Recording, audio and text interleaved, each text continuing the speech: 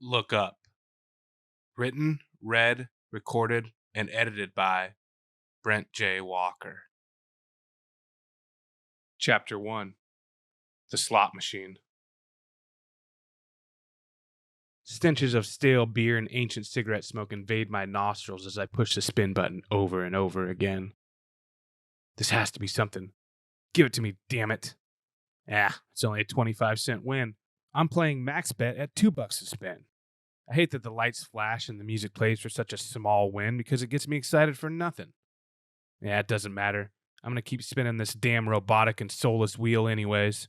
I plan on losing all my money as slowly as possible, though, so I light up a fresh smoke and take a sip of my beer. Cocktails? A middle-aged blonde waitress wearing a frilly purple dress asks. She has wrinkles on the corners of her mouth, a side effect from the years and years of fake smiles she's had to give over her career in the service industry. I'll take another beer, I reply. She jots it down on a small pad of paper. My current beer is nearly full, but they're free when you're gambling, and it's just about the only way you can feel like you're winning in this godforsaken city. Besides, I'm stoned out of my mind and I have cotton mouth like a bastard. I take a huge swig of my current beer, and just like that, the cold, refreshing, amber colored beverage is halfway gone. Like my money is going to be if I keep playing this game. This city, it's a paradox. I look outside and I see a homeless man asking for change. Some poor bastard that probably moved out here to pursue the American dream of fame and fortune before getting seduced by the slots and the card games and blowing his entire life savings, is my guess. I look straight ahead and I see a couple of young women weaving around drunkenly with blank eyed stares, mumbling nonsense conversations to each other that neither will remember in the morning. I just hope they make it to their rooms safely. The wrong guy sees them and he might just take advantage of their inebriated states and convince one of them to come back to his room. Predators abound in the city of sin. I look to my left and I see a man in a suit looking for lonely dudes he can convince to go to his strip club. Free ride there, free ride back, and no cover charge is usually the pitch. What they never tell you is it's a 3-drink minimum once you get in, and they go for about $20 a pop. Not to mention those strippers are very persuasive.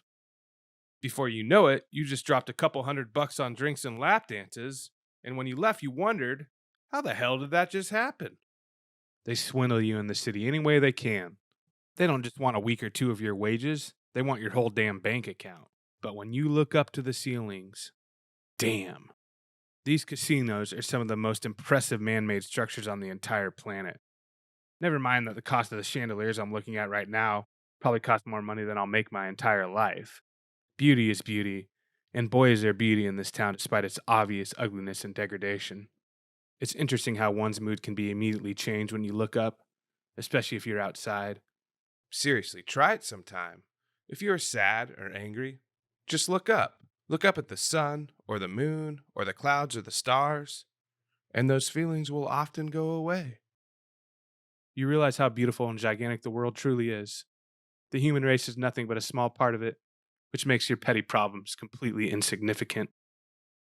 I wonder how long it will take me to get that drink. They aren't in a hurry, that's for sure. I mean, why would they be? The longer they take, the more money I'm going to spend on this slot. Must be nice. I worked at a restaurant for a while. Speedy service was important. Longer it took to get the guests his beer, the smaller the tip you would get when the check was dropped. And tips were your livelihood. It sure as hell wasn't the minimum wage. It must be nice to be able to take your sweet time and know that you will most likely still get a buck tip. It's the least people can do for a free beer. To be fair, I don't know for sure how long she's been. Weed is funny like that sometimes, and I've had my fair share of it in the last couple months. It's a stress reducer for me, and boy, have I been stressed. 10 minutes can feel like an hour, and an hour like 10 minutes. Doesn't matter. I still have half a beer and plenty of smokes. Speaking of, let's light up another. Cigarettes. Fucking cigarettes. Devil sticks. Can't believe I picked up the habit in my 30s. Who the hell does that? What can I say? It was a rough year. It started when I got my heart broken by a woman named Megan that I had fantasized about being with for 5 or so years. And I'll be damned if I didn't finally succeed and get her in my bed and hold on to her for some time after. Happiest summer I've had in a decade. Of course, it didn't last. It never does with me. Shortly after Megan, my father passed of a rare genetic disorder. More on that later. I swear I'm cursed when it comes to women. I'm pretty sure I had a great great grandpa once who pissed off a gypsy or something. I can picture it now. Because of what you did, your great-great-great-grandchild will never find love, the gypsy would have said. And of course, that person happens to be me. Either that, or I was a terrible person in my former life and God is smiting me for it in my current one. I used to think there was something wrong with me. Why else do I continuously fail with women? But I've realized something over the years. Maybe it's not my fault. Megan and I didn't work out because her ex cheated on her constantly the entire decade they were together. It's hard to trust anyone again after that, which is unfortunate because I'm as trustworthy as they come. The fact of the matter is I'm a damn good guy. Unfortunately, a lot of guys aren't. A lot of guys use women, cheat on women, disrespect women, and just flat out abuse women, both sexually and physically. I once heard a stat that 1 in 4 women in this country have been sexually or physically abused by a man. Are you fucking kidding me? What in the hell has this world become if that's true? And honestly, in my opinion, just based on my experiences, I think that number might even be higher. These horrendous acts leave women with giant scars that can't be seen. So when they find a good guy, which is more rare than it should be, it confuses and scares them. Except for those women that are courageous enough to get out of those abusive situations and try again in the first place, that is, which is a lot more rare than people realize. Far too many women get stuck and stay with their abusers, sometimes out of fear, but probably mostly because of lack of confidence. I think almost all women, no matter how attractive they are, have confidence issues. Can't say I blame them. They are constantly flooded by the media with pictures of near perfect looking women made even more perfect by Photoshop. How can anyone compete with that? This kind of stuff depresses the hell out of me. It really does. So, anyways, when they meet a good guy like me, they think, this guy can't be different from all the other douchebags I've dated. He might be good to me now, but he'll turn on me at some point. It's not true. Not in my case. I am one of the few exceptions to that rule. I swear. And I can prove it. I'm not trying to toot my own horn here, but talk to my friends if you don't believe me. The ones that know me the best, and they pretty much will all say the same thing. They will say that Mickey is the nicest guy in the world, or a similar version. They mean it too. It's not a line. People who truly know me and know what I'm about love me. This does include women. It's usually them that make the aforementioned comments. But for whatever reason, they just don't want to date me. What is that? I'm not unattractive. I have a bit of a beer belly, but I'm not excessively overweight. I have a steady job and a good heart. Yet, regardless of this, I always find myself in every man's hell. The friend zone. Oh, the friend zone. It's like being in quicksand. The harder you try to get out, the more stuck you get. As far as I know, there is only one way to avoid drowning or getting lost forever in the sand. If you are lucky, a random person will come along, be at the right place at the right time, and they will pull your ass out. The friend zone isn't much different. I get bogged down with female friend after female friend. But once in a blue moon, or in my case, once every 4 or 5 years, someone will come along and see me as something more. Unfortunately, it is so extremely rare that it makes it that much more devastating when it doesn't turn into something long term. And in my case, it never does. It's a real bummer, especially with me, as my time on this earth may be shorter than most. Stupid genetics. I'm 35 years old, and I've pretty much only had one real girlfriend. My first one, Brandy, from age 19 to 22. How pathetic is that? To this day, my 3 years with Brandy were still the happiest of my life. Until I found out how she was cheating on me, of course. Talk about a horrible way to burst onto the dating scene. To this day, I've never completely been able to trust a woman since. I suppose that's a big part of my problem. Will I ever get over that completely, or am I permanently traumatized? Another one of life's mysteries, I suppose. When you ask most women what their dream man is, they say something like this: I want a guy who is tall, dark, handsome, and romantic. Someone who likes long walks on the beach, puppies, and kittens. Someone who likes to cuddle and watch movies. Someone who can make me laugh, is kind and gentle, and will go all out of his way to make me happy when I've had a bad day. Well, that's funny because I happen to be all of those things, and I can't keep a woman to save my life. Am I tall? I think so. I'm 6 feet. I think that counts as tall. Am I handsome? Well, I'm definitely not ugly. I have beautiful baby blue eyes and a strong jawline. Am I romantic? Well, I'm as romantic as they come. When you have a creative mind like I do, and have been single and alone as long as I have, You spend all day thinking about what you would do if a woman were to finally come into your life again. Do I like long walks on the beach? Holding hands with a woman while we feel the sand beneath our feet, stare at the moon, and listen to the waves crash? Well, that sounds pretty awesome to me. Am I someone who loves puppies and kittens? Absolutely. I adore animals, and they me. Animals are easy. All they want is to be petted and loved, and at times rewarded with a treat. I can certainly understand that. I'm a simple man. That's all I want too. Am I someone that likes to cuddle and watch movies? Hell, that's pretty much all I want. Never underestimate the power of human touch. A simple hug enhances one's mood tremendously. Studies have proven this. Do I have a sense of humor? Well, I'm pretty quick witted, especially if I'm in a room with people I'm comfortable with. I'll get you laughing in no time. Am I kind, gentle, and have the ability to make someone happy when they are sad? Check, check, and check. So tell me then, why in the hell am I alone in this world? Everyone deserves to be loved. So why does a good person like me get his heart broken over and over again? I'll tell you why. I suffer a disease of the mind. It's called shyness. Make no mistake, shyness is a debilitating disorder. I just never been able to get over it. I've tried my whole life. For instance, on my left, about 2 machines over, is a petite blonde haired beauty sitting alone. I should talk to her, but I won't. Why not? People are just people. We all need other humans around us in this world to stay sane, and the ability to converse with each other is what differentiates us from the beasts. A friend once told me that. He's absolutely correct. Inherently, I know that his logic is true, but there's a blockage in my brain that prevents me from acting out on that logic. Unless you have the disease of shyness, you just can't fully understand where I'm coming from. I'm going to try to get you to anyways, though, by putting you in my brain for a bit. Here is a list of just some of the thoughts that came to my mind within seconds of seeing that pretty young thing over there. And this is what prevents me from talking to her. You've let yourself go over the years. You definitely are not the strapping, muscular young man you once were. She's not going to be attracted to you. Look how hot that girl is. She's probably had 10 different guys hit on her tonight already. That's gotta be annoying. I don't want to be like them. She's probably already got a man anyway, so why should I waste my time? Even if I do get the nerve to go up to her and strike up a conversation, I'll just freeze up and embarrass myself. I'm sure she wants to be left alone and will just tell me to go away anyways. And what the hell would we talk about? The weather? Isn't that the world symbol for most boring conversation starter of all time?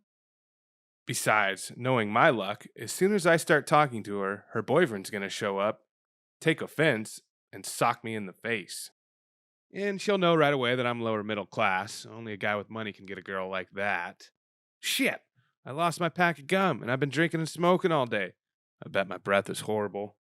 Well, tonight's priority was to gamble and get wasted, not talk to women. So I'm just gonna keep doing that. That is just a brief list of the thoughts that go through my mind in this situation. There's plenty more I could write down, but it would take way too long to go over them all. Damn, this is frustrating. How do I shut these thoughts off? I once heard this kind of behavior called analysis paralysis. I like that. It's a fitting name and it has a ring to it and it rhymes. Oh, whoops, there goes my mind again, churning as endlessly as the sea. They say this is the city that never sleeps. Well, neither does this brain of mine. Maybe that's why I'm drawn to this place so much. Now, where in the hell is that cocktail waitress? Yeah, never mind. I still have half a beer and it's not warm yet. I might as well take another long pull and spin that damn wheel again. Round and round the slot machine goes. Where it stops, nobody knows. But when it does finally stop, it sure as shit won't stop at the jackpot, that's for sure. Never seen that happen, and I probably never will. Hey, would you look at that? Multiple cherries on the board. This has to be good. I'll be damned. That spin just won me $20. From $10 left in the coffer to 30, just like that. Puts me $10 ahead on the night. Joke's on you, Sin City. I'm $10 and 2 beers up now. Ha ha ha. I'm feeling generous too. If that cocktailer ever shows up here, I'll give her a $2 tip now. I should probably quit while I'm ahead, but I won't. Go big or go home is what I always say. Not that the 20 bucks I originally put in the machine qualifies as going big, but you get the point. Cherries are always good in slots. They're good in scratch tickets and pull tabs, too. I wonder why that is. Maybe the first slot machine creator ever just really liked cherries and was like, hey, let's make 3 cherries a win for no reason at all. Or maybe it's symbolic of something. Who really knows? Sevens are always good too, but that makes more sense. God created the heavens and the earth in 6 days, and on the seventh he rested. 7 continents and 7 oceans on earth, 7 colors in a rainbow, 7 days in a week. 7 is considered lucky to most people. Not to me, though. I was born on the 7th month of the year, but I ain't lucky. I never have been, and I never will. So I prefer 13. It's my lucky number. I figure since I'm unlucky and the number 13 is unlucky, then when we add them together, they cancel each other out. How did I reach this conclusion? I have no idea. Superstitions are funny like that, and they can be literally anything. Athletes often won't shave their beards or cut their hair for months at a time when they're on a hot streak. This doesn't make sense to me. Long hair makes it harder to see and it gets in the way. Seems to me that it would make it harder for them to perform at the top level in their respected sports. And rabbits. Rabbits are basically just cute little rodents, but for some reason, murdering them, chopping off their feet, and wearing it around your neck is considered lucky. Cinnamon sticks, socks, goldfish. Hell, even spiders are sometimes considered lucky, and most people hate them. Almost everyone has a good luck charm of some sort, and it's usually for an illogical reason. Ah, here she comes with my beer. It's about time. She's certainly a busty gal. She's a bit older, though, in her late 40s at least, but still, overall, pretty spectacular breasts that are only just barely starting to droop. They say a stripper's primo years are between 18 to 25. Once they are closer to 30 than 20, it's all over. Might as well quit. So, where do they go for employment when they are considered too old to strip? Well, they become Vegas cocktailers, of course. See, I can be funny when I want to be. Or was that joke more offensive than funny? Yeah, maybe it was. I always say I'm a good guy with a high moral compass, but maybe I have it all wrong. Maybe I'm just a dick and I deserve what I get. She finally hands me my beer and I hand her $1. I was going to give her 2, but changed my mind. I consider myself a patient, understanding man, but even I have my limits, and she took forever. I think she did, anyways. Chapter 2: Painful Memories. Is it time for a fresh smoke? Well, I think it is. I got a fresh beer, and I'm currently up some money on this slot. No need to rush and keep spinning the wheels. The more time I take in between spins, the longer I can play before I lose it all. And I will lose it all eventually. I exhale the smoke through my nose. Damn these devil sticks. But like I said, it was a rough year. Aside from getting my heart broken again, my father died. I'm glad, though. The man was in pain for far too long. His quality of life was horrendous for years. It was Huntington's disease that got him. Ever heard of it? Probably not. Most people haven't heard of it unless they've gone through it themselves. Which is ironic because it's one of the most devastating diseases in this entire world. Have you heard of ALS, also known as Lou Gehrig's disease? I'm sure you have because the Ice Bucket Challenge was clogging Facebook feed for months and it brought all sorts of attention to that disease. How about Alzheimer's? I'm sure you've heard of that too. It's been well documented in movies, books, and songs. How about Parkinson's? Michael J. Fox brought all sorts of knowledge to the masses about that one. Well, Huntington's was compared to having a combination of all three at the same time on a recent documentary. Yet so many people know nothing about it. My father was diagnosed with it probably about 20 years before his death. It starts with small symptoms, maybe some minor memory loss, forget a word here and there. Maybe you lose your balance every so often. No big deal at first. Then it starts getting worse and the constant jerky movements start. Neurons in your brain start misfiring more, and then your body starts moving wherever it wants, and your brain can't control it. People with HD in the olden days were often mistaken for witches and burnt at the stake. And after that, you eventually start the later stages. These include the inability to talk or move or think properly. My father was like that for the better part of a decade. 24-hour care was required to feed, bathe, and wipe his ass. My father, the West Point military grad who played college football and ran in the Boston Marathon, couldn't even wipe his own ass. Can you imagine seeing your father like that for nearly a decade? And that's not even the worst part. The worst part is that aside from it being incurable, it's 50% hereditary. As if watching my father decline and die for years wasn't bad enough, I have to watch my father's brother die of it as well. And while I was watching them die, the entire time I'm thinking, well, sweet, this could be my future. I also have two siblings, both have been tested. My little sister has it, and my older brother doesn't. So, assuming I am capable of thinking in the future, I will have to watch her die too. Not me, though. I remain the sole untested Davis child. Fuck that shit. I wouldn't be able to handle it if I was positive. I'm single and I live alone. Not only would I not have the emotional support of a girlfriend or a fiance like my siblings did when they went through the testing process, but what is the point of getting tested for something that has no cure? There are only two valid reasons to get tested, in my opinion. If there was a viable treatment option, then obviously I'd want to get tested immediately and start the treatment. Or if I was married and we wanted to have kids because there's just no way I am passing this disease on to them, I would adopt or abort before I did that. It doesn't really matter at this point. For now, I'll remain untested. Can you blame me?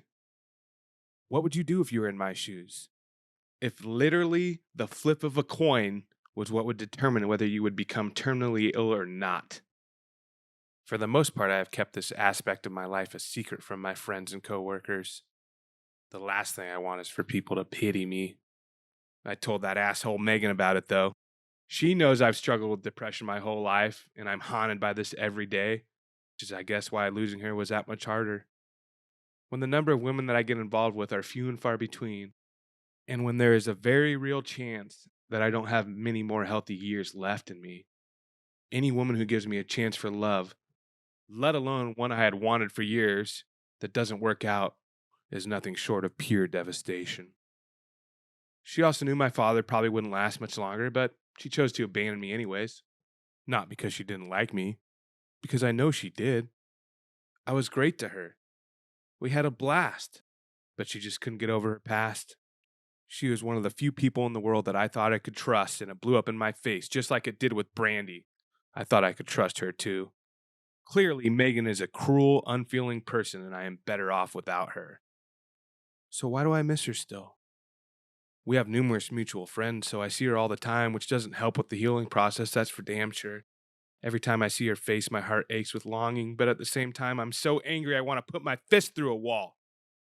It's a bizarre combination of emotions. Would you look at that? This machine I've been playing has one of them old school levers on the side. You know, the ones that are the reason some people nickname slots one-armed bandits? I wonder if it still works. Yeah, let's give it a go. I'll be damned, it does work. Pulling the lever is loads more fun than pushing a stupid button on screen. I'm gonna go ahead and use it now. I can't believe it took me this long to notice it. I give it another yank, and out of the corner of my eye, I catch that petite blonde again. She appears to be looking at me. Is she considering approaching me, perhaps? I must be mistaken. Women don't do that. Not ever. I never quite understood that. It doesn't seem very progressive. This isn't the 1950s anymore. Men and women are supposed to be equals. So why in the hell does the man always have to approach the women in situations like this? It's much easier to be an attractive, shy woman than an attractive, shy man, that's for sure. Women just have to hang out and look pretty, and eventually a man will almost always approach them. I'm sure after a while it would get annoying to get constantly hit on by strangers, mainly just trying to get in your pants. But at least they get multiple options of potential mates and can choose to reject or pursue them at will. That must be nice. Now that I think of it, maybe that's why so many women end up dating terrible dudes. Think about it. What kind of dudes have the courage to approach strange women? Dudes that are aggressive enough to approach them in the first place, emotionally detached enough that they are unfazed by any sort of rejection that they may face by the girls they approach, and supremely confident to the point of narcissism. Three incredibly unattractive qualities that don't translate well in real relationships. Ah, shit. She is coming and she's definitely smiling at me, unless her boyfriend is behind me or something. She sits at the machine next to mine. Hi there. How's it going? My palms immediately start sweating profusely. My brain locks up briefly, but I eventually respond. I'm okay. I don't suppose I could buy a cigarette from you, she asks as she starts to pull out $1. You can just have one for free. Oh, thanks, she replies. I pull out my pack of smokes and I push one of the cigarettes up to the top so it's easier for her to get to. She grabs it and sticks it in the corner of her mouth. She reaches in her right pocket and pulls out an empty hand. Then she reaches in her left pocket. Still nothing. She begins to pat at every pocket on her body. I know this game. I pull out my lighter and I set the tip of her cigarette aflame. I had a lighter earlier, but I don't know where it went. No worries, I lose about a lighter a day myself. Casinos must eat them or something. What a dumb thing to say. Who says crap like that? Never mind, she appears to be giggling. I guess I'm okay. Well, I think you're right about that. So, how's your night going? Well, I've been playing the slot for about an hour now on $20, so I guess I'm doing pretty well. That's actually really good. It takes me about 30 seconds to lose $20. These machines are rigged, I tell you. I'd have to agree with you there. Imagine how awesome it would be to own a casino. Those guys must just make money hand over fist. I sure would like to see one of their weekly paychecks. I bet the amount is eye popping. Can you imagine being able to buy anything you want whenever you want? Talk about the American dream. Yeah, I hate worrying about my finances. I'm Tiffany, by the way. What's your name? She extends her hand and I shake it. Mickey. Nice to meet you, Tiffany. So are you on vacation too? No, I live here. Well, you must really like the heat then. I don't think I could handle it for very long here. I live in Seattle. We rarely hit 90 degrees. Can barely imagine seeing upper 90s to 100s at all, let alone every day. You get used to it after a while, just like anything. Seattle, huh? I hear it rains a lot over there. It's a classic response that I've probably heard 500 times in my life. But this chick is smoking hot. She's thin, which I prefer, has beautiful blue eyes, which is by far my favorite color. And my God, those breasts are perfect. I think they're all natural as well. Never been a fan of plastic surgery. I prefer self acceptance. Best of all, she's actually talking to me, which never happens. So I better play it cool. It sure does, but it's the months of gray skies in the winter that are the worst. Rain I can handle, but the sun sets at like 4 p.m., which sucks. I'll tell you though, there are very few places in the world more beautiful than Seattle in the summer. Steady 70s with a cool breeze, an amazing view of the mountains and oceans. I am shocked at how well this conversation is going right now. Maybe my luck with the ladies will change for once. That sounds amazing. So are you vacationing alone or with a friend? She asks. Alone. I like to come here to clear my head. Been doing it once a year for a decade. Makes sense. So are you staying at this casino then? I am. You really can't go wrong with hotels in the city. They are almost always roomy and super inexpensive compared to other cities. Are they? Are you sure you're okay? You seem tense, she asked. Damn, what happened? I thought I was doing really well here. No awkward silences or anything up to this point, which is unheard of for me when I'm talking to strangers, let alone a gorgeous, busty blonde with a super tight body. I thought I was hiding it well, but I guess not. She's right. I am tense. I'm just a little tired, is all. It's my favorite bluff. I use it all the time as an excuse to cover up my inadequate social skills. You look it. You want a massage? Perhaps one with a happy ending. My rates are very reasonable. My jaw drops. Of course she's a prostitute. Why else would she talk to me? Like everyone else in this city, she wants my money. How stupid are you, Mickey? My God, you are dense. Did you really think a chick like that just wanted to talk to you for fun? I am completely devastated and extremely embarrassed. It just confirms what I've felt for years. I'm never going to find anyone.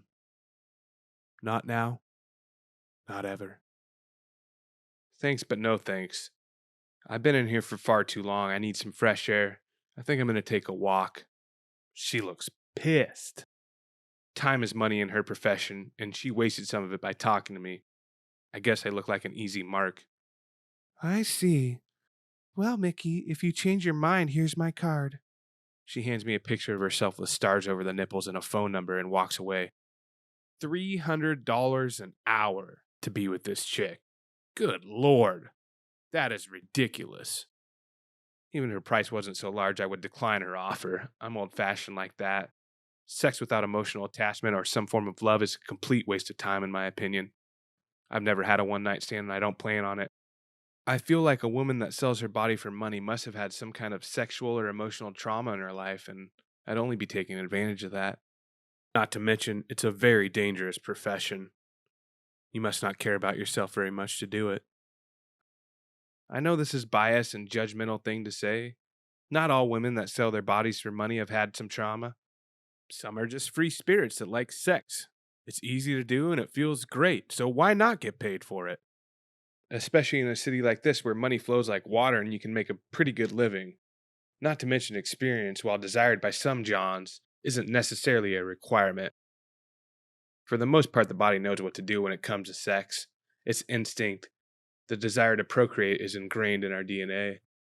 I think on many levels, the secret to life is to find immortality somehow. In general, most humans want to be remembered for something long after their deaths. People often produce art, music, literature, and movies for this reason. Athletes want to win as many championships as possible and make their respected Hall of Fame so they will be remembered forever in their sports lore. So, what better way to live forever than to have a child who will carry your genes on after your soul departs from Earth? How exactly am I taking advantage of a hooker, anyways?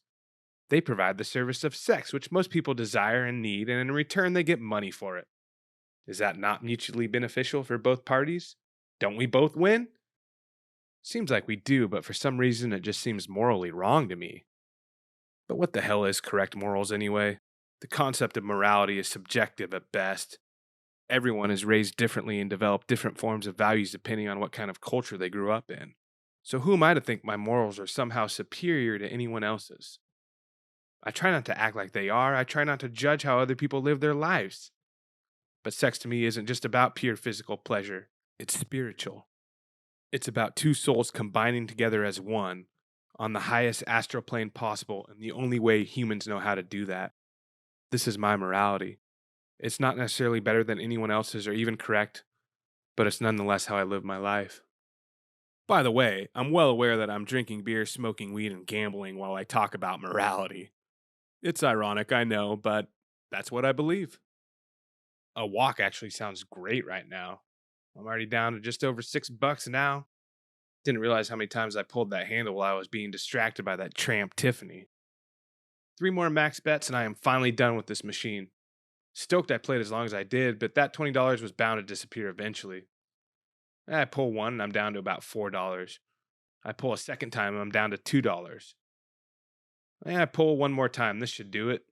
Oh, wait, back up to $4. 2 more spins now. I rip down that handle again and I'm up to $6. Why is it that when you want to lose on purpose on these machines, you keep winning, but when you want to win, you keep losing? Are the slots designed to do that, or is it just Murphy's Law? Screw it. I'm going to hit max bet one more time and call it. Holy crap, would you look at that? Big win. I'm up $50 now. Well, I could be here forever. I'm just going to cash out. Congratulations, collect your money, the machine reads. It always does that, even if you're only cashing out a penny. Super lame. I should sue them for false advertising. I collect my $52.43, chug my beer, and head outside. Chapter 3. A Walk in the Night. That same bum I saw earlier is still there. He's asleep or possibly in a liquor coma. Either way, I'm dropping my winnings in his little plastic cup. I hope he uses it for food instead of drugs or alcohol, but I guess I will never know for sure. Not that it matters. Money is the root of evil, as the saying goes, and boy is it true. To hell with these rich prick CEOs at giant corporations. All they care about is money. They want more and more every year and will do anything they want to get it, including screwing over their thousands of hardworking blue collar workers such as myself by cutting our benefits, wages, and hours. They don't care if I live or die as long as profits are up, just as long as they can keep buying ridiculously expensive items like mansions and fancy cars. How much damn money do they need? People all over the world are struggling to keep a roof over their heads, food in their mouth, and to keep up with medical bills while these greedy bastards live the high life. How can they lack empathy like that? I read somewhere that most rich people are natural sociopaths. Well, when I think about it, it makes sense. Most people know what it's like to live paycheck to paycheck or to be a poor college student living off cheap soup and can naturally relate to the emotions and struggles of someone living on the street. But how can someone who was born rich and stays rich their entire lives possibly relate to the same person when they have never experienced what that person is going through? I read on the internet that someone did some advanced math. They took in account averages, wages, inflation rates, housing rates, food rates, etc., of the current generation and compared it to the generation of their parents and determined that this is the first time in history that the current generation makes less than their parents and by a significant margin. I can see it. When I was a child, almost all my friends' parents owned their own homes. But now, I don't think I know anyone that does. Rich people keep getting richer, and poor or middle class people just keep getting poorer. The discrepancy of wealth in this country is off the charts. There has to be something we can do to fix that, or we're in big trouble. I like to compare the billionaire CEOs of the modern day to those of the pharaohs centuries ago, and the average working class American to those of the peasants centuries ago. A peasant breaking his back to make his pharaoh more wealth than they could possibly use in a lifetime. There is just one difference. Back then, when it got this bad, the peasants would revolt. They'd take up arms and either kill the pharaoh or run him out of town. So, what do we do in this day of age when we're too civilized for such behavior? A lot of people will say the answer is to vote. You have to pick the representative of your town, state, and country that you trust the most to make the laws for you. I disagree completely because we have a flawed two-party system. The president is either going to be a Republican or a Democrat. And why are those the only two choices? Well, because they have the most money, of course. I don't give a damn if it's a Republican or a Democrat in office because both are corrupted by money. Before they're in office, a candidate will say and do anything to get elected. But how often do they ever follow through with what they said they were going to do when they got to office? Not to mention, if they do make it to office, they are indebted to the corporate money that got them there in the first place. So they create laws that will benefit those corporations that supported their campaigns, instead of creating laws for the good of all mankind. As far as I'm concerned, both Democrats and Republicans can rot in hell. I think there is somewhere in the realm of 3 dozen political parties in this country, but you probably haven't heard of most of them. We need free airtime for all of them so we can eliminate this horrendous two-party system. But it will never happen because there's way too much money invested in the Democratic and Republican parties. Well, my brain's going on another tangent again. Now it's on politics. I need to slow it down and look up. A casino across the street is blasting off a mini fireworks show. Must be the top of the hour. Every hour on the weekends, the casino does that. I wonder how much money it costs. People in this town definitely have more money than they know what to do with. But at the same time, it's absolutely beautiful to look at. There is just something so majestic and awe inspiring about watching fire burst into the dark moonlit sky and exploding into showers of bright colors. It makes me feel free somehow. I'm sure this little show draws in several dozen customers every time it starts. It's currently 3:06 a.m. Sergio told me to meet him at his restaurant anywhere between 3 and 5. I might as well head over there now. It's not far. It's a little hole in the wall 24-hour breakfast joint called Pigs and Hens. Best breakfast joint in town, or so Sergio says. Not that I know whether I believe it. I just met the guy last night and he's not exactly a stand-up citizen. I guess I'll find out for myself. It's about a block away from my current location, but the blocks are deceptively large in this city. The street is still bustling as usual despite how late it is. Not quite as much as it was an hour ago, but still a good turnout. Casino lights keep the crowded street bright, and it seems at every corner there is someone dressed up in a costume. An Elvis impersonator over there, a Marilyn Monroe close by. No surprise there. Those are two of the staples. I keep walking and I pass by a group of people standing around looking at something. I come up closer and see that it's a gray haired man with a deck of cards in his hands. He's doing a magic show for a crowd that stares at him like a monkey in a zoo, mouth gaping, eyes attentive. I've seen it all before, so I just keep on walking. And here we go. This is more my style. There's a man painted head to toe in silver paint. He's not moving, not even an inch. Damned if he doesn't just look like a statue. I've seen this before too, but I find it highly entertaining. People walk by him oblivious to the fact that he is not a statue, and every so often he jumps out and scares the crap out of them. Most people know this game. This isn't their first rodeo, so to speak. But every so often, someone walks by and has no idea what is about to happen. Their reactions are priceless. I watch for a while, smiling and laughing. Then I continue my walk. I see it now. Pigs and hens. Just around the corner, right smack in a dark alleyway. Classy joint. I see a group of 4 women in their mid-20s or so walking about. One is a brunette wearing a hat in the shape of a dildo and a bachelorette satchel. The other 3 are physically dragging her. Part of her satchel seems to be covered in something, but I can't quite tell what yet. I get closer and the smell hits me like a slap across the face. It's vomit. There's vomit on her dress already. Mom, spaghetti, I say, giggling like a maniac. Oh, fuck you. Piss off, 2 of them say in almost perfect unison. They don't appreciate my rapping skills at all. What can I say? It was the first thing that came to my head. Either that girl had too much to drink, or this place doesn't have the best bacon and eggs in the city like they claim. I open the door and immediately the strong smell of bacon hits my nose. Inside, the lights are dim, and the wall is made of a very basic, uninspiring white. A pinball machine is in the corner, and a young man with a mop is currently wiping the floor around it. There's only 5 tables in the whole joint, and only one of them is currently occupied. Sitting at it is Sergio and a few other men playing poker. Each has a pile of chips of various sizes in front of them. Sergio is bald on top but has a long, thick beard with flecks of gray in it, and he probably weighs at least 300 pounds. One of the men next to Sergio speaks. We're temporarily closed, partner. Some little bitch couldn't handle her liquor and blew her cookies all over the floor. Luckily, most of it got on that little pretty dress of hers. He's an older man with glasses and he laughs mischievously. I got it, Grizz. This man's here to see me. He shakes my hand. Don't pay any attention to Grizz. Old bastard's just pissed off he can't win a hand tonight. Ain't that right, Grizz? Yeah. I may be losing now, but my luck's about to change. Law of averages, buddy.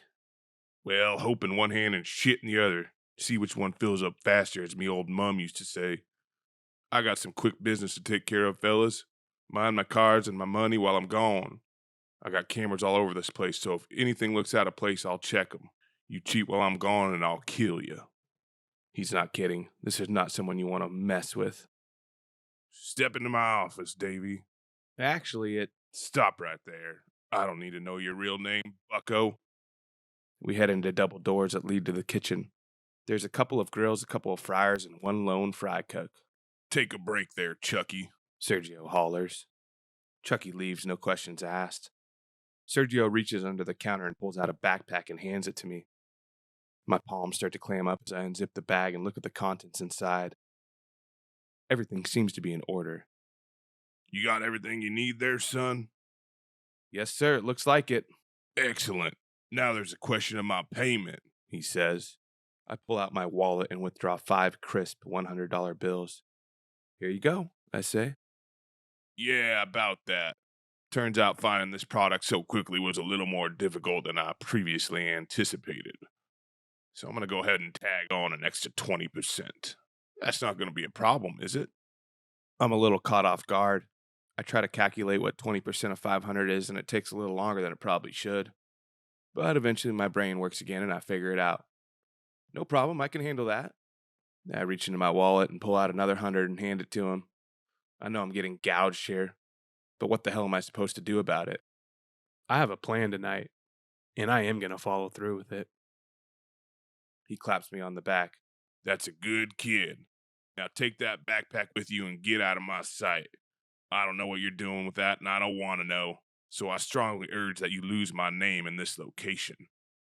If you fuck up and this somehow comes back to me, I will find you, and I will tear you apart with my bare hands. I don't doubt it. He has arms as big as my thighs and hands so big he could probably strangle me with one tied behind his back. Not a problem. I already forgot where I am. That a boy.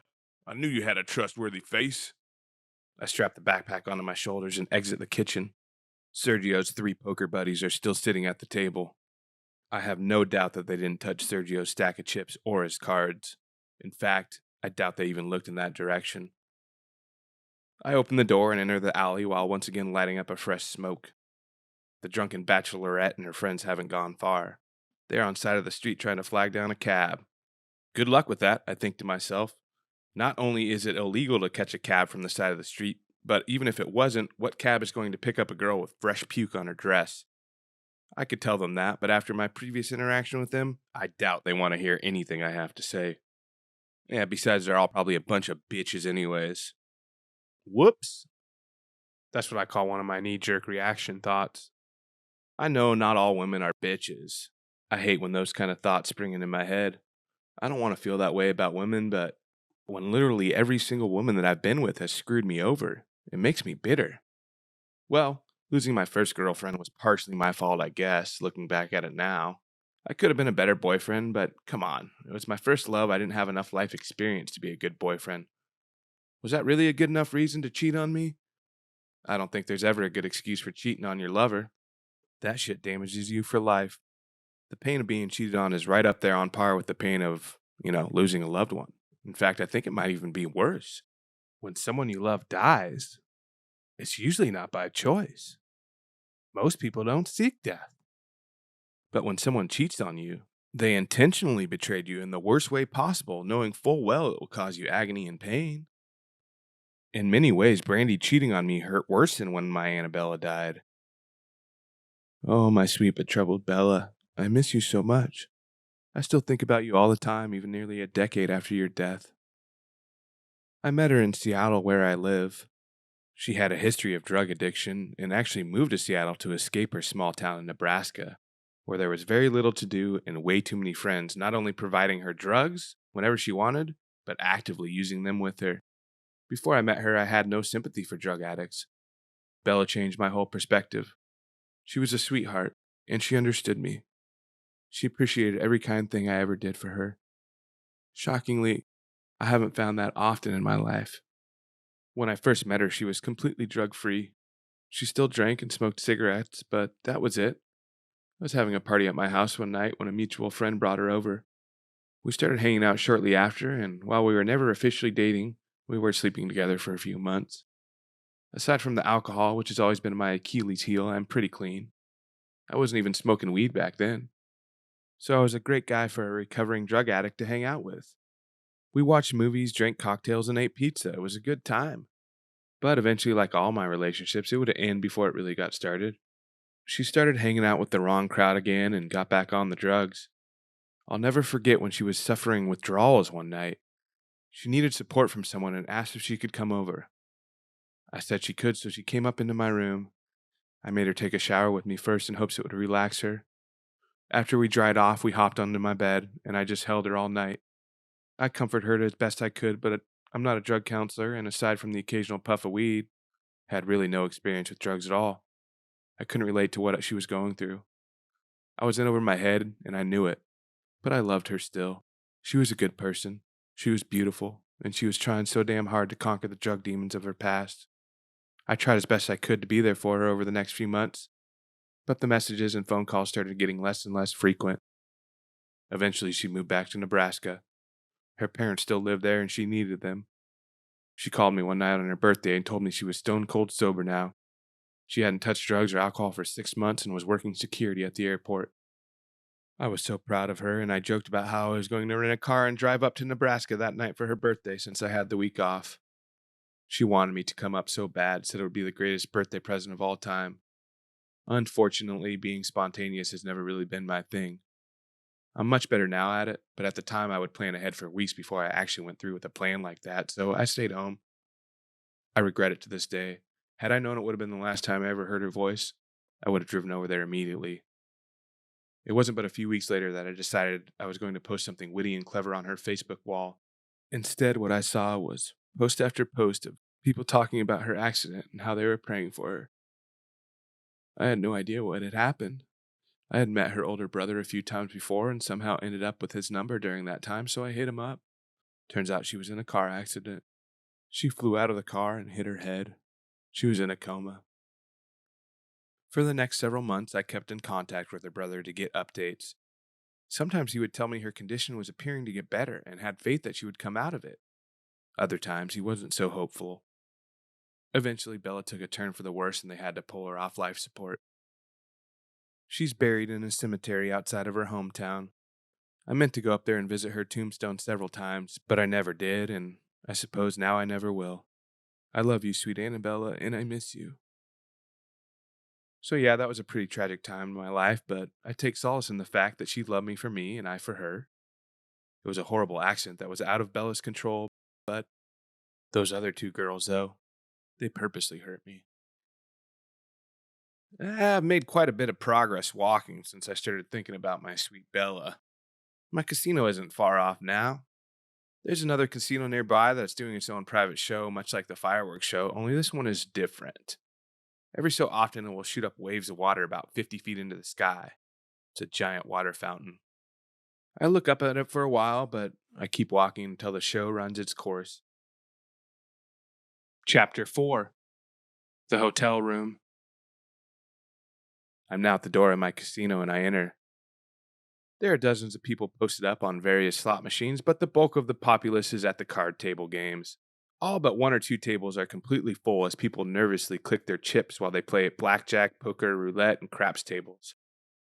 For whatever reason, the late night gamblers seem to prefer the tables. I guess it's because it's much more interactive. A great way to socialize and stay awake for those people that aren't quite ready to call it a night yet. I walk through the crowd peeking at tables.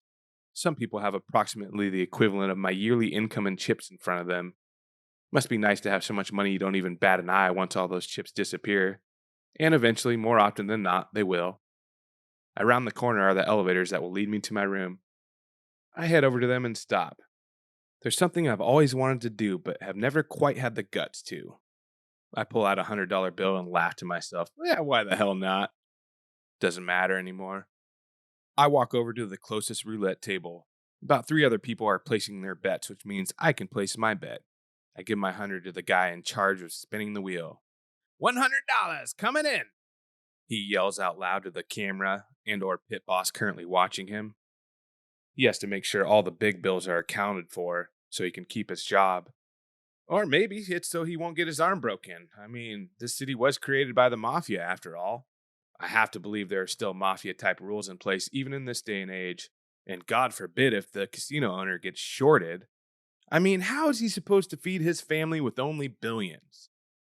The dealer, or maybe in this game he's called the spinner, gives me 10 chips worth $10 each.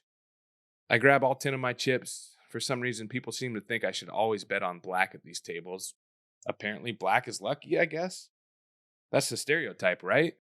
Anytime you are telling someone you're coming to the city and they want to put a bet down, they say, put some money on black for me while you're there. Have you ever had anyone say, put it on red? I haven't. I wonder why that is. Yeah, but screw everyone and their advice. I grab all my chips and I put it on red. If it lands on red, I double my money. And if it lands on black, I lose it all. It's a 50-50 shot. But in this casino, that's about the best odds you can hope for. No more bets, please, the spinner yells. Once everyone takes their hands off the table, he spins the giant wheel. Damn, high roller over there, huh? I'm down to my last $10, the gentleman on my right says. Not exactly, I just always wanted to do that. It's super intense watching right now, though, that's for sure. I'm sure it is. Can't even imagine having the guts to do that, he says while chuckling. Bouncing all over the wheel is a little white ball. It lands in a number slot after number slot, but because it's still on top speed, it doesn't stay in any number for more than a split second. After what seems like forever, the wheel starts to slow and the white ball stays in the number slots for almost a full second now before jumping to the next number. It seems to have completely stopped in red at first, but the wheel has just a little bit of centrifugal force remaining, just enough to push that ball into black 14 before coming to a complete stop. Yes, yes. Hell yeah, I can't believe that just happened. The man who called me a high roller screams joyfully. Turns out he put $10 on black 14. Because there's 36 numbers on the board, that will pay him 36 to 1. He just won $360. No wonder he's excited. Congratulations, man. Big win, I say. Thanks. I never won this much in my entire life. My bad, dude. Sorry for celebrating in front of you like that when you lost all your money on red. Hey, not a problem. I'm glad at least one of us won. Besides, I actually went through with it. I have bragging rights now. True. I like your optimism, man. Better luck next time, he says. I start to walk to the elevator smirking. He thinks I'm an optimist. How ironic. I reach the elevators and hit the up button. Which of the 8 doors will open first, I wonder? It's kind of a fun game to play because you never quite know for sure. The middle-aged man comes around the corner stumbling a bit. No surprise, he's wasted out of his mind. His eyes have that glazed look of someone who's had far too much to drink and is possibly blacked out. He isn't so much looking at me, but looking through me. I doubt he will remember anything tomorrow. One of the elevator doors open and we both enter. He moves to the corner using it as a crutch so he doesn't fall on his face. I've only been that drunk a few times. It's not a good feeling. It's dangerous, too. I hear the beep of the elevator as it stops on floor 12. My room is 1205, which means it's right around the hall. I prefer having a room near the elevators. After a long night of partying, it's hard enough to make it to the elevator, let alone walk to a room far away from it. I reach into my wallet, pull out a little key card, stick it in the slot, which turns into a green light. I can't help but wonder when every single hotel here decided to switch from keys to card. Frickin' technology. If somehow our entire computer systems went down like people thought it would in Y2K, the scare of 2000, I'm pretty sure the world as we know it would collapse into a quick apocalypse. And good riddance when it does. My room is freshly clean. The maid serviced it while I was gone. I throw my backpack onto the bed. I have a bottle of whiskey in the fridge, so I pull it out. I take a good long chug of it. On the table next to my bed is a piece of paper and a hotel pin. I light up a cigarette, not caring that it's a non-smoking room. It's the last one in my pack, which is perfect. I grab the piece of paper and the pin. The cigarette stays perched in the corner of my mouth as I begin to write. Dear friends and family, please do not feel responsible for what I'm about to do. It's not your fault. This world is shit. It's filled with nothing but pain and sorrow, and I'm done with it. There's no justice, no morals. It's a world controlled by evil, greed, and money. Nobody cares about their fellow humans anymore. They'll step over and crush each other just to get ahead in life. I'm convinced that only bad things happen to good people while evil people thrive. My whole life I have treated others the way I want to be treated, with trust, compassion, kindness, and empathy, but it's gotten me nowhere. I'm working the same dead-end job I did in high school, at risk for a disease that many have called the worst disease known to man. I have no wife or lover to help me through it. This is not where I was supposed to be at this point in my life. When I was a young, optimistic man in my 20s, I had certain expectations for my future self, none of which have come to fruition. While I do not know whether or not I have Huntington's, at this point I do believe that I am symptomatic. After seeing Dad slowly decline and die over the last decade, I've decided that I just can't go out like that. Even if I don't have it, I will have to watch my little sister die of it, and I cannot bear to watch her suffer the same fate my father did. The only thing I've ever wanted was a good woman to share my life with. Sadly, at this point, I've completely given up on that ever happening, which makes this life pointless. I am truly sorry. I love you all. Love, Mickey Davis. It's a little long, but I think it'll do. I snub my smoke on the desk. Who cares? They can add it to the credit card I used to pay for the room. I unzip the backpack and pull out the pistol. I have no idea what model it is. It doesn't matter. It'll get the job done. I pull out the bullets and put them in their chamber. I learned how to do it by watching a YouTube video. I stare at it while I sit on my bed, take another giant chug of whiskey, then I grab it. I put the muzzle in my mouth. Fuck this shitty world. I put my finger on the trigger as the steel clanks against my teeth. It's a weird sensation. In the back of my mind, a thought comes out. I remember hearing a story of a failed suicide attempt of a man who tried the same method. How he survived, I do not know. I think he somehow missed his brain. I'm not taking any chances.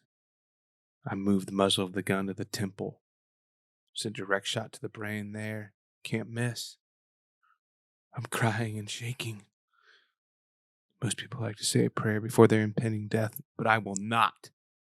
He has done nothing but torment and tease me my whole life with this disease, and all these women breaking my heart and using me for an emotional sponge. I put my finger down on the trigger, and I get ready to pull it.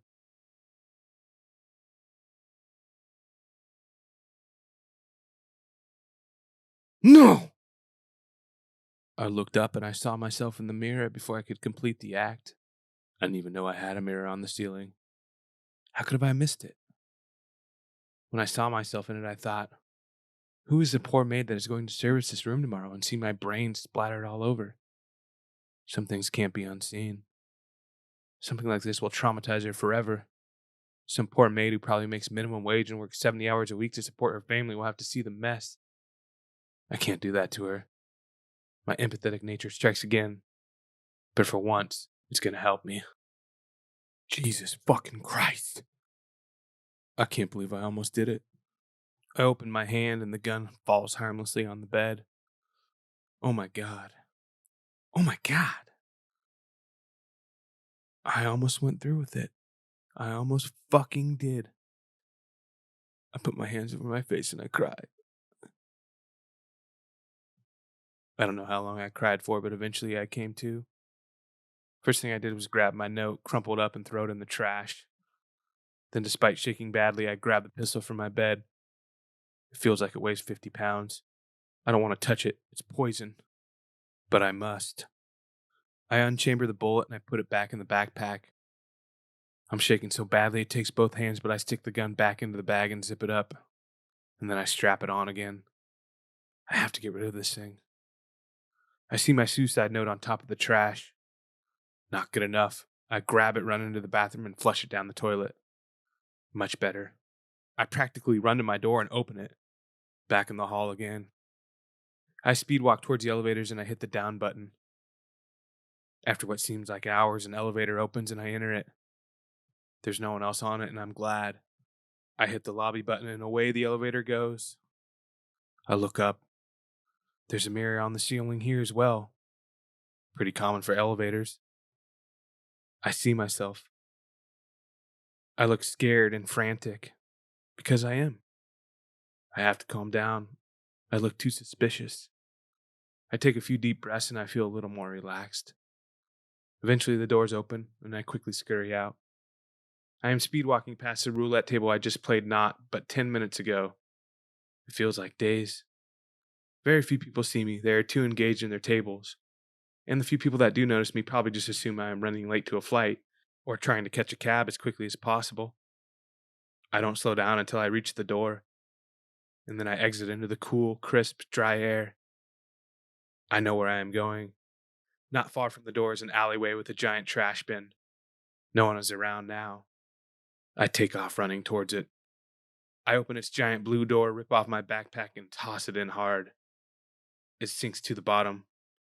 But that's not good enough. I start grabbing bags of trash and I throw it on top of the backpack, burying it completely, and I shut the lid. I'm breathing heavy, so I bend down and I touch my knees to catch my breath. It's an old trick from my younger days when I was still competing in sports. Don't know why it works, but it does. I do that for a couple of minutes. Tears are streaming down my eyes the whole time. Eventually, I regain my composure. How long it took, I'll never know. I stand up and I wipe my eyes with the back of my hands. I feel composed enough to go back into the casino, so I begin to walk. There doesn't appear to be anyone in my vicinity, and I'm grateful for that. I think I look normal again, but without a mirror, I can't say for sure. I look up as I walk. The sky is clear and beautiful. It really is a nice night in this fantastic city. Back to the casino door I go. I enter and nothing seems to have changed. People are still gambling, drinking, hitting on cocktail waitresses, just having a grand old time. Nobody has any idea that not long ago I was going to be a dead man.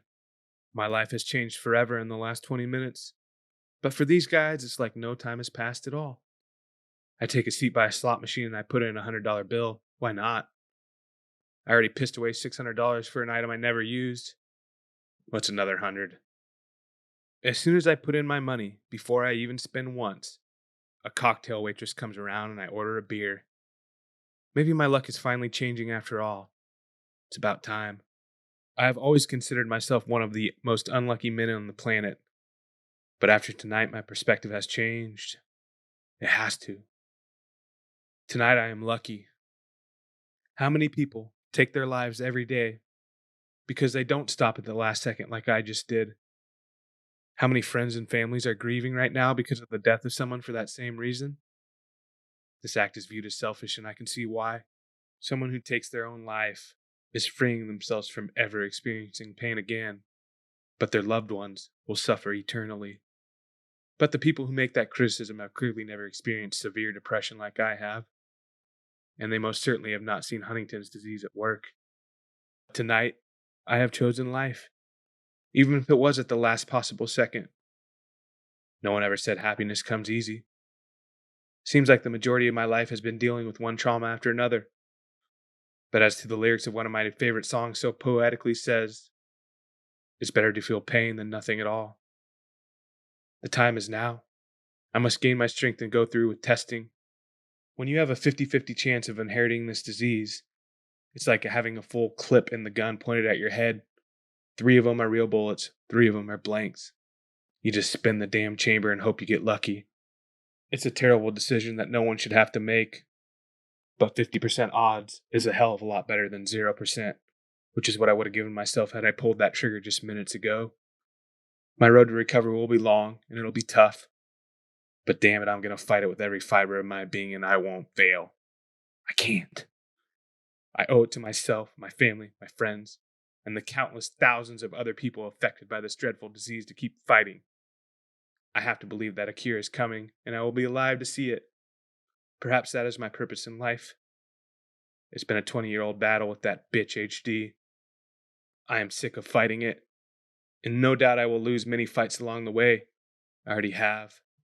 But rest assured, I will win the battle. If I ever consider giving up again, I will think about this night, and most importantly, I will look up. Because your perspective changes immediately when you just look up.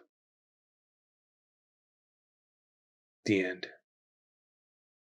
If anyone you know is having a mental health crisis or thoughts of suicide, please dial 988 or go to www.988lifeline.org. For more information on Huntington's disease, go to www.help4hd.org. That's www.help4hd.org.